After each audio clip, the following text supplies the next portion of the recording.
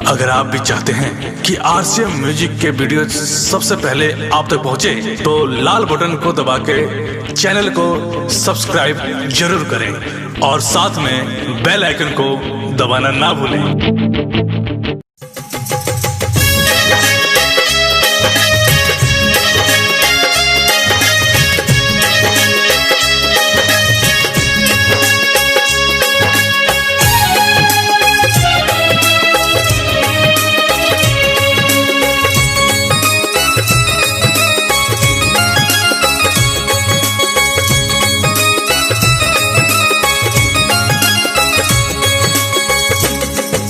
आइए मैं आपको एक कहानी सुनाने जा रही हूँ जिसमें स्वर स्मिता सिंह जी ने दिया है और ये कहानी ज्योति रघुवंशी द्वारा बताई जा रही है। आइए सुनते हैं इस कहानी को।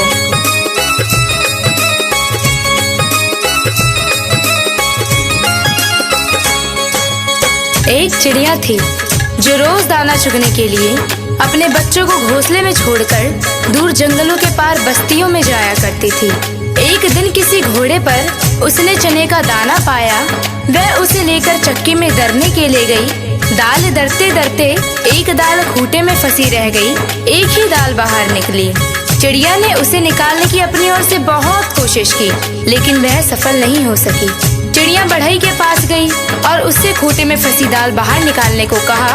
बढ़ई कुछ और काम कर रहा था, इसीलिए उसने ध्यान नहीं दिया। चिड़िया ने उससे बहुत मिन्नत की और उससे कहा, बढ़ही बढ़ही खूंटा चीरा, खूंटा में मोर दाल बा, का खाऊं का पीऊं, काले के परदेस जाऊं। बढ़ई ने उसकी एक ना सुनी और उसे दुत्कार कर भगा दिया। फिर वह राजा के पास गई। चिड़िया ने राजा से गुहार लगाई, राजा ऐसे बढ़ई को दंड दो जो मुझ जरूरतमंद की बात नहीं सुनता। राजा राजा बढ़ही डंडो, बढ़ही न खूंटा चीरे, खूंटा में मोर दाल बा, का खाऊं का पीऊं, काले के परदेस जाऊं। राजा के पास कहाँ इतनी फुर्सत थी कि नन्ही चिड़िया की बात सब काम छोड़कर सुनता। जब उसने भी विनती पर कोई ध्यान नहीं दिया तो वह रानी के पास गई और रानी से बोली, हे रानी, तुम अन्याय राजा का साथ छोड़ दो। रानी रानी राजा ते जो, राजा ना बढ़ही डंडे, बढ़ही न खूंटा चीरे, खूंटा में मोर दाल बा, का खाऊं का पीऊं, काले के परदेस जाऊं। रानी भला अपने राजा को क्यों छोड़ने लगी? रानी ने रोती बिलखती चिड़िया की एक ना सुनी और उसकी बात मानने से इनकार कर दिया। फिर गौरैया उड़ी और सांप के बिल के पास जाकर रोने लगी। बिल से निकले सांप से अपनी विनती दोहराई, सरप सरप रानी डसो, रानी न राजा छोड़े, राजा न बढ़ही डंडे, बढ़ही न खूंटा चीरे, खूंटा में मोर दाल बा, का खाऊं का पीऊं, काले के परदेस जाऊं। उसने अपनी राम कहानी सुनाकर विषैले सांप से कहा कि तुम जाकर उस रानी को डसो जो गरीब की गुहार नहीं सुनती। जो रानी सब कुछ जानकर भी हमें राजा से न्याय नहीं दिला सकी और न ही राजा को छोड़ सकी, तुम जाकर उसे क्यों नहीं डस लेते? सांप ने भी उसमें अपनी असमर्थता जताई। तब भागी भागी गौरैया जंगल में जा पहुंची और उसने बांस से विनती की, तुम लाठी बनकर सांप को मारो। लाठी लाठी विषधर पीटो, विषधर न रानी डसे, रानी न राजा तेजे, राजा न बढ़ही डंडे, बढ़ही न खूंटा चीरे, खूंटा में मोर दाल बा, का खाऊं का पीऊं, काले के परदेस जाऊं। बांस की लाठी भी भला उस नन्ही गौरैया के लिए उस सांप से क्यों बैर मोल लेती? उसने भी इनकार किया तो गौरैया गुस्से से भर उठी और उड़कर भर भूजे के यहाँ भभक रही आग के पास जा पहुंची और उसे ललकारा, हे आग, तुम सारे जंगल को जलाकर राख कर दो। जिसमें वह बांस के पेड़ है जिसकी लाठी गरीब और बेसहारा के लिए नहीं उठती, कोई मुझे मेरा हक नहीं दिलाता। आग ने जब सारी बात विस्तार से जाननी चाही तो गौरैया ने अपनी राम कहानी उसके आगे भी सुना दी। आग जारो जंगल ना लाठी पटवे लाठी ना विषधर मारे विषधर ना रानी डसे रानी ना राजा तेजे राजा ना बड़ही डंडे बड़ही ना खूटा चीरे खूटा में मुर्दाल बा का खाऊं का पीऊं काले के परदेस जाऊं। फिर आग ने इतनी छोटी सी बात के लिए गौरैया की बात मानकर बुरे जंगल को जलाना ठीक नहीं समझा और जंगल को जलाने से इनकार कर दिया। तो गौरैया बहुत दुखी हुई, लेकिन निराश नहीं। वह सागर के पास पहुंची और उसे अपनी पूरी बात सुनाकर आरजू की। सागर सागर आग बुझाओ आग ना जंगल जा रे जंगल ना लाठी पटवे लाठी ना विषधर मारे विषधर ना रानी डसे रानी ना राजा तेज राजा ना बड़ही डंडे बड़ही ना खूटा चीर खूटा में मुर्दाल बा का खाऊं का पीऊं काले के परदेस जाऊं। विशाल सागर भला गौरैया की इस गुहार को क्यों सुनता। वह अपनी मस्ती में हंसता हुआ गुजरता रहा और गौरैया उसके किनारे अपना सिर ढूंढती रही। सुबह से शाम होने को आई। गौरैया को जब यहाँ भी न्याय नहीं मिला तो वह हाथी के पास पहुँची। हाथी के पास उसने अभिनय की कि तुम चलकर मुझे न्याय दिलवाओ। उस समुद्र को सोख लो जो मुझ दुखियारी की हंसी उड़ाता है, बलवान होते हुए भी अन्याय के विरुद्ध खड़ा नहीं होता। जानते हो हमारे साथ क्या गुजरी है। और वह गा गा कर पूरी व्यथा कथा हाथी को सुनाने लगी। हाथी हाथी सागर सोखो सागर ना आग बुझावे आग ना जंगल जा रे जंगल ना लाठी पटवे लाठी ना विषधर मारे विषधर ना रानी डसे रानी ना राजा तेजे राजा ना बड़ही डंडे बड़ही ना खूटा चीर खूटा में मुर्दाल बा का खाऊं का पीऊं काले के परदेस जाऊं। हाथी भी गौरैया की बात सुनकर टस से मस नहीं हुआ। उसने भी उसका साथ नहीं दिया और उसकी बातों को हवा में उड़ाता हुआ अपने लंबे लंबे सूप जैसे कान हिलाते मस्ती में आगे निकल गया। अब नन्ही गौरैया का धीरज टूटने लगा। वह थक कर चूर हो गई थी। जहाँ की तहाँ बैठी लाचार सी होकर आंसू बहाने लगी। सारी दुनिया उसे अंधेरी दिखाई देने लगी। किस किस से उसने अपनी कहानी नहीं सुनाई, लेकिन किसी ने उसकी मदद नहीं की। बेसहारा लाचार की करुण पुकार पर कोई ध्यान नहीं देता। तभी उसके पैरों के पास एक नन्ही सी चींटी आकर उसका हाल पूछने लगी। उसने देखा नन्ही नन्ही चींटियों की एक लंबी कतार एक के पीछे एक बहुत ही अनुशासित ढंग से चली आ रही है। उसने ध्यान से देखा उनका अद्भुत संगठन और अथक परिश्रम। वे बड़ी फुर्ती तत्परता और सुनियोजित ढंग से अपना काम मिलजुल कर किए जा रही थी। चींटियों ने आकर उसे घेर लिया और गौरैया से पूरा वृत्तांत सुना। सुनकर सहानुभूति के साथ बोली, बहन, इस दुनिया में रोने गिड़गिड़ाने से काम नहीं चलता और ना ही बैठकर आंसू बहाने से कुछ होता है। हिम्मत हार कर बैठना तो कायरता है।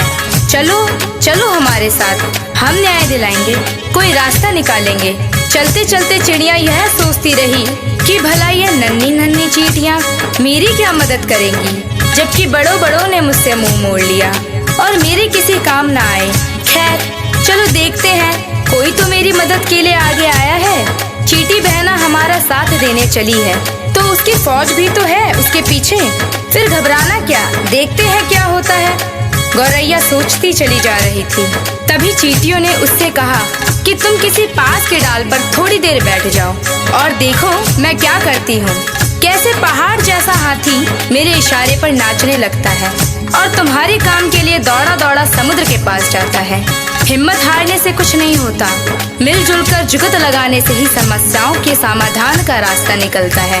गौरैया फिर से पास के पेड़ के डाल पर जा बैठी और चकित होकर चींटियों की असंभव सी लगने वाली बातों को कारगरों से अपनी आंखों के सामने देखती रही। चींटी धीरे धीरे हाथी के पैर से सरककर उसके कान तक जा पहुंची।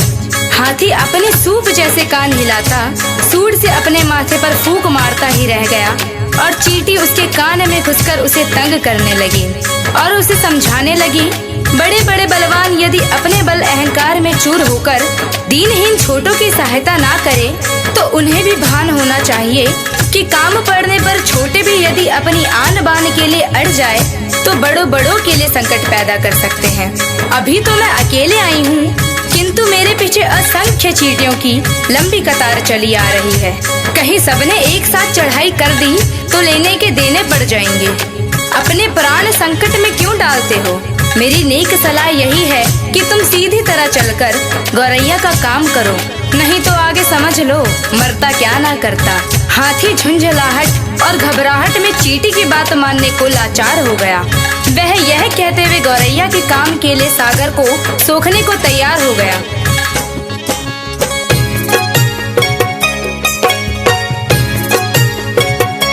मोहे काटो तो मत कोई, हम सागर सोखब लोई।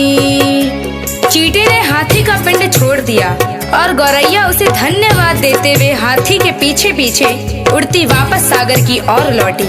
हाथी जैसे ही सागर के पास उसे सोखने के इरादे से पहुंचा, सागर हाथ जोड़कर बोला, मोहे सोखो खो मत कोई, हम आग बुझाई बलोई।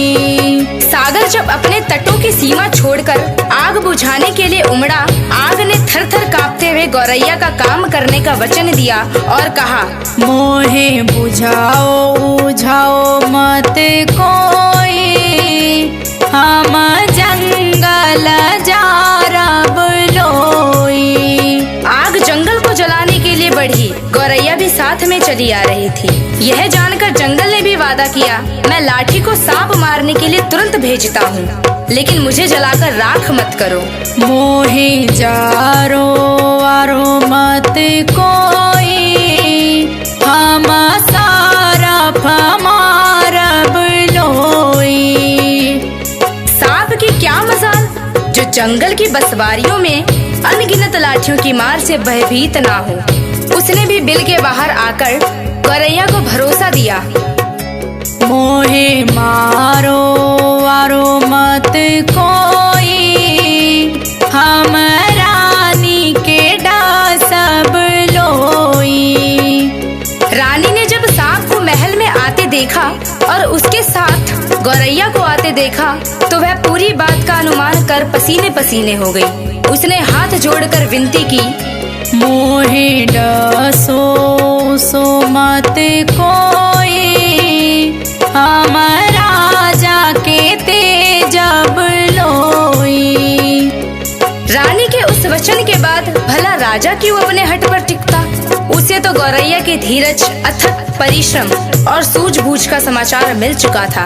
उसने अपनी लापरवाही और अन्याय के लिए क्षमा मांगते हुए फौरन बढ़ई को बुलाने का वचन दिया और कहा, मोहे तेजो जो मत कोई, हम बढ़ई के दंडब लोई। फिर क्या, बढ़ई ने राजा के सामने आकर गौरैया की बात ना मानने का अपराध कबूल किया और थर थर कांपते हुए राजा से गिड़गिड़ाकर विनती की, मोहे डंडो डो मत कोई, हम खूटा के चीरब लोई।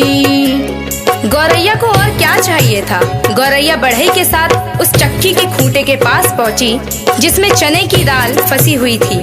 बढ़ई ने खूंटे से दाल निकाल कर दी और गौरैया उसे अपनी चोंच में लेकर अपने घोंसले में जा पहुंची, जहां उसके नन्हे नन्हे बच्चे जब से वह गई थी उसकी राह में आंखें बिछाए भूखे प्यासे बैठे थे। बच्चों ने चहचहाकर उसका स्वागत किया और वह अपनी चोंच से चने का दाना अपने बच्चों को खिलाने लगी और गुनगुनाकर पूरी कहानी सुनाने लगी कि कैसे उसने अपनी हिम्मत से काम लिया, बड़ों बड़ों ने उसकी बात मानकर उसकी मदद की, लेकिन जब वह केवल रो गिड़गिड़ा रही थी तो किसी ने उसकी बातों पर ध्यान नहीं दिया। मदद के लिए आगे आई तो वे चींटियां जिसकी संगठित सेना के सामने हाथी भी लाचार हो गया। सच ही कहा गया है, सब उसी की मदद करते हैं जो स्वयं अपनी मदद करना जानता है। डाउनलोड कीजिए RCM music official app play store से। RCM म्यूजिक के सारे ऑडियो वीडियो डाउनलोड करने के लिए